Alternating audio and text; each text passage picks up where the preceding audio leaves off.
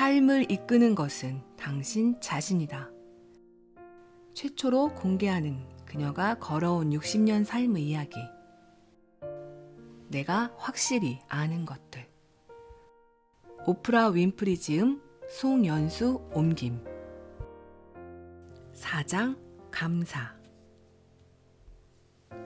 여러 해 동안 나는 감사하며 살아가는 것의 힘과 즐거움을 옹호해왔다. 10년 동안 빼놓지 않고 감사일기를 썼고, 내가 아는 모든 이에게도 그렇게 하기를 권유했다.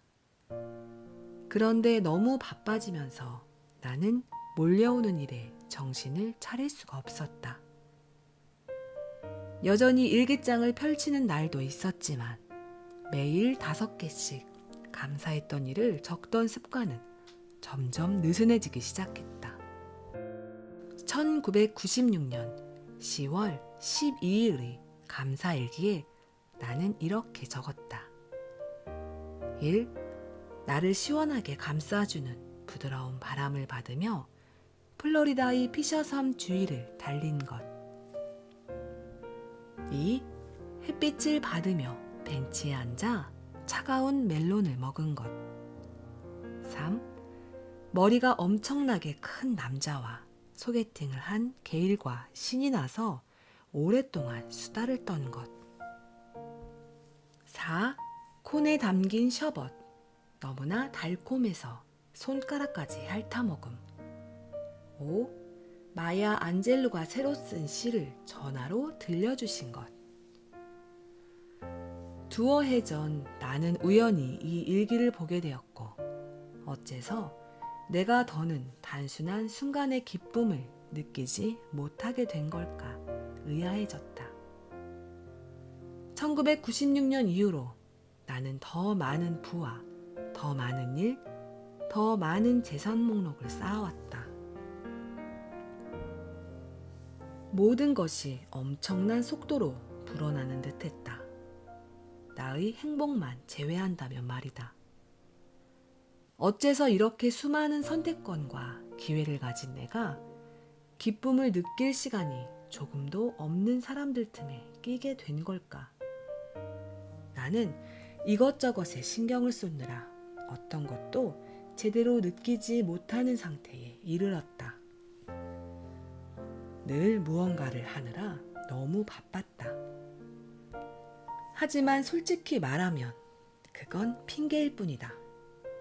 사실 나는 1996년에도 바빴다. 차이가 있다면 그때는 감사하며 살아가는 것을 매일 수행해야 할 중요한 일로 여겼다는 것뿐이다. 하루를 보내면서 나는 늘 감사해야 할 일을 찾았고, 그러면 어김없이 감사할 것이 나타났다. 때때로 우리는 산을 오를 때 힘든 것에만 주목한 나머지 오를 산이 있다는 사실에는 감사할 생각을 잊는다.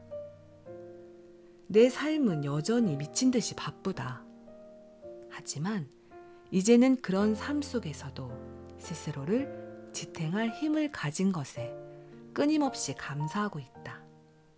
그리고 다시 일기를 쓰기 시작했다. 이제는 컴퓨터로 쓴다.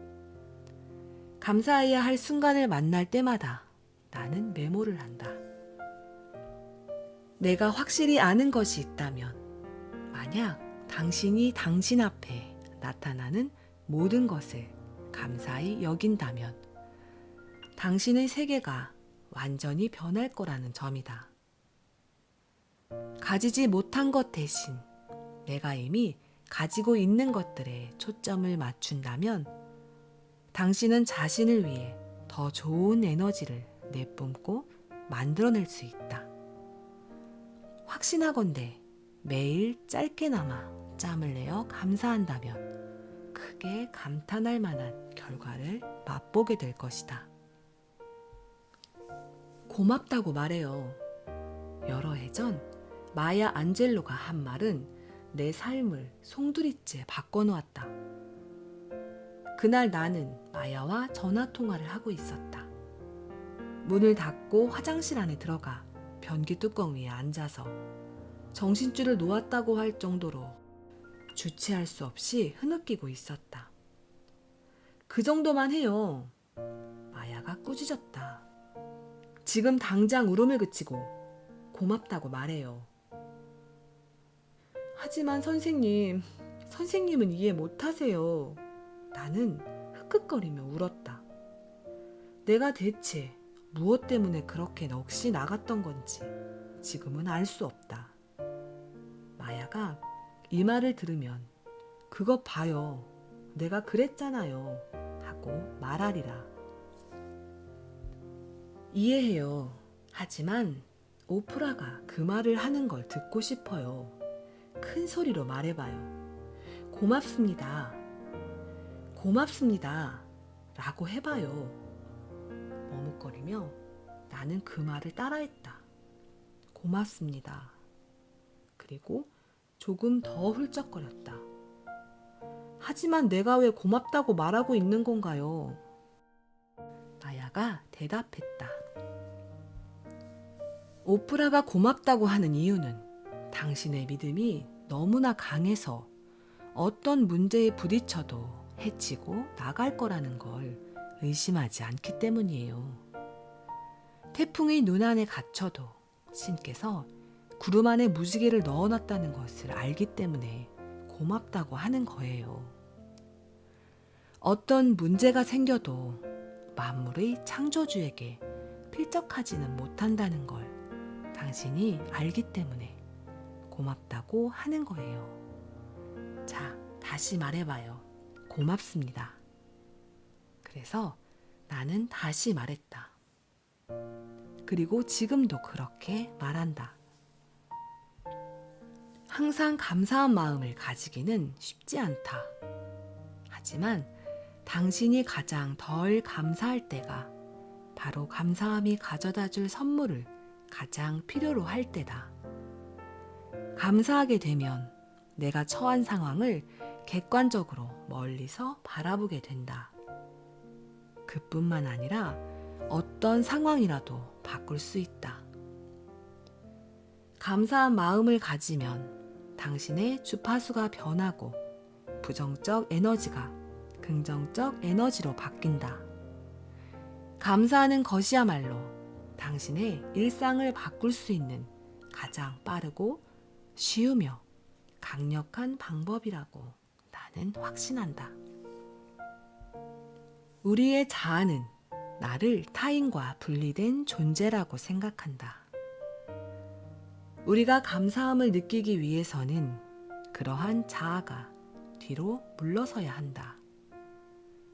그러면 그 빈자리에 한층 깊어진 연민과 이해심이 들어서게 되고 우리는 답답한 상황에서도 감사하기를 선택하게 된다. 그리고 감사의 마음을 느끼면 느낄수록 감사해야 할 일이 더 많아진다.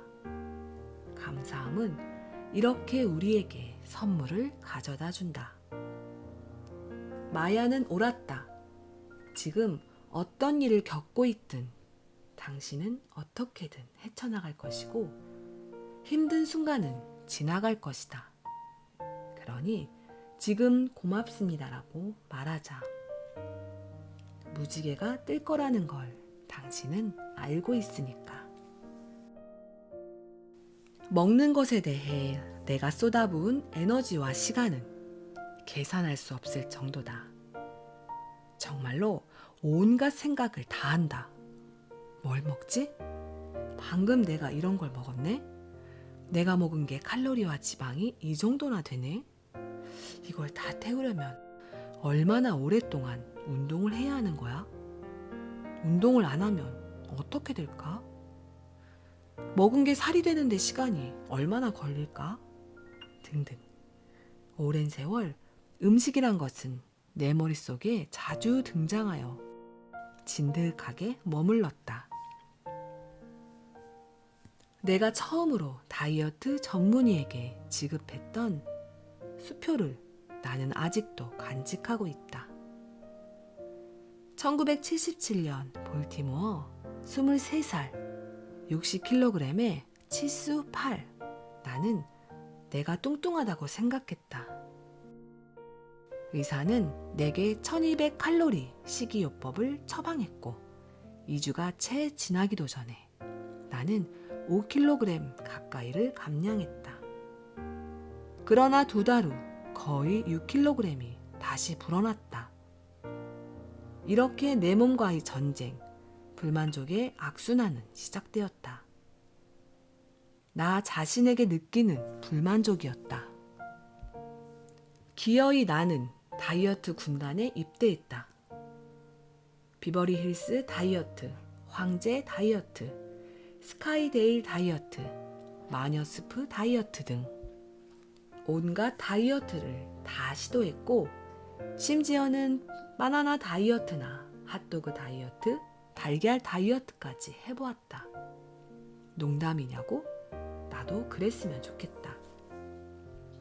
내가 몰랐던 것이 있다면 그런 다이어트는 내 근육을 굶기는 셈이 되어 기초 대사가 저해되고 결국은 살이 더 찌는 몸이 된다는 사실이었다.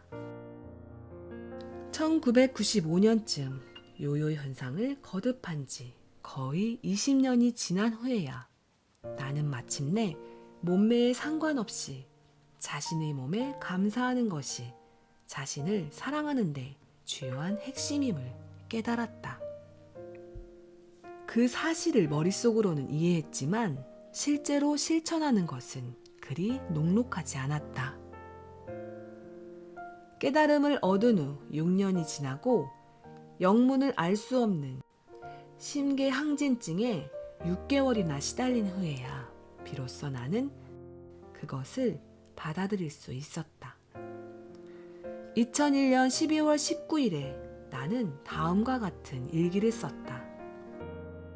확실한 것 하나, 밤에 심장이 심하게 두근대는 경험을 겪으면서 나는 아침에 잠에서 깨어나는 것이 얼마나 행복한 일인지 깨닫게 되었다.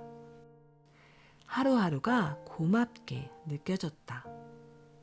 나는 내 심장이 당연히 건강할 것이란 생각을 접고 심장이 쿵쿵 뛰며 살아있다는 신호를 보내줄 때마다 감사하기 시작했다. 돌이켜보면 그때까지 47년을 살아오면서 내 심장이 하는 일에 대해 그것이 한 번씩 뛸 때마다 폐와 간, 콩팥, 심지어 뇌에까지 산소를 공급해준다는 사실에 단 한 번도 의식적으로 주의를 기울인 적이 없었다. 그런데 이제는 심장이 그런 일을 한다는 사실이 너무 신기하면서 놀라웠다. 너무나 오랜 세월 동안 나는 내 심장을 제대로 돌보지 않았다. 너무 많이 먹고 스트레스에 시달렸으며 일을 할 때는 과욕을 부렸다. 밤에 누워있을 때조차 심장이 쉬지 못하고 계속 내달린 것도 무리가 아니었다. 나는 우리 인생에서 일어나는 모든 일에는 의미가 있으며 모든 경험에는 우리를 위한 메시지가 있다고 믿는다. 우리가 귀를 열고 그것을 들으려고만 한다면 말이다.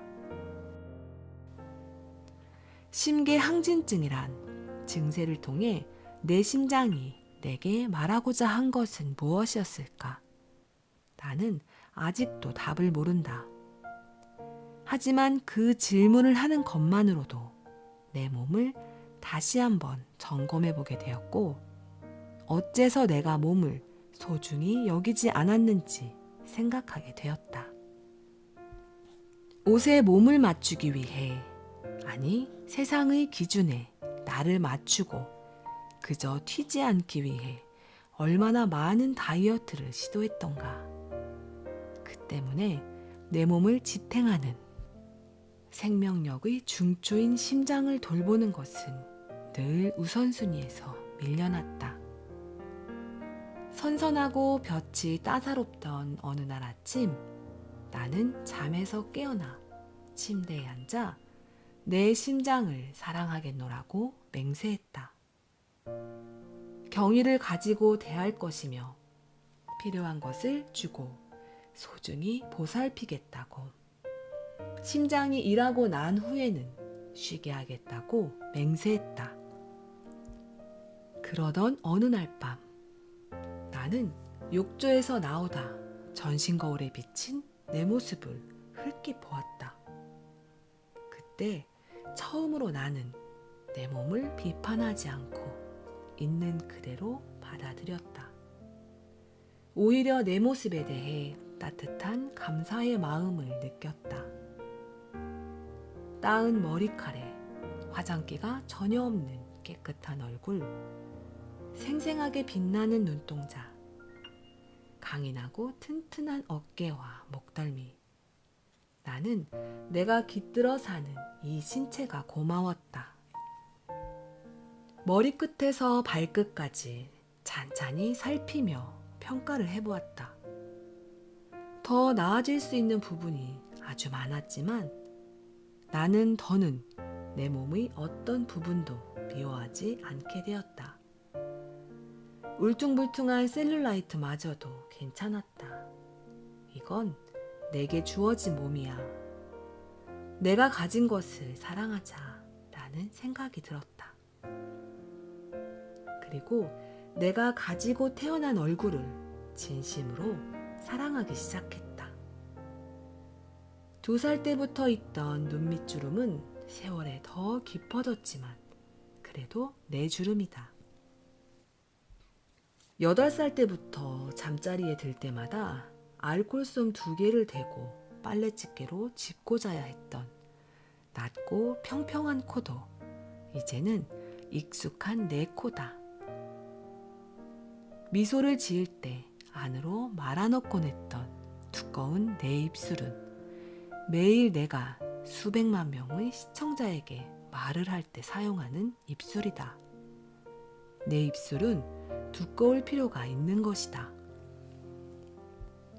전신 거울 앞에 섰던 그 순간 나는 내 자신이 영적으로 변환하고 사랑으로 인해 그 근간이 되살아나는 경험을 했다. 내가 아주 좋아하는 캐롤린 M 로저스의 시 어여쁜 나에서 말하는 그런 순간이었다. 나는 이제는 확실하게 안다.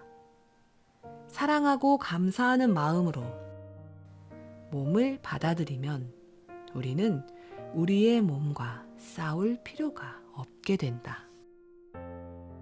나는 감사함의 공간에 살며 그로 인해 적어도 100만 번은 보답을 받았다. 소소한 것에 감사하는 마음을 가지기 시작했고 더 많이 감사할수록 내가 받는 은혜 또한 풍부해졌다. 우리가 관심을 보내면 그 관심의 대상은 더 크고 넓어지기 때문이다.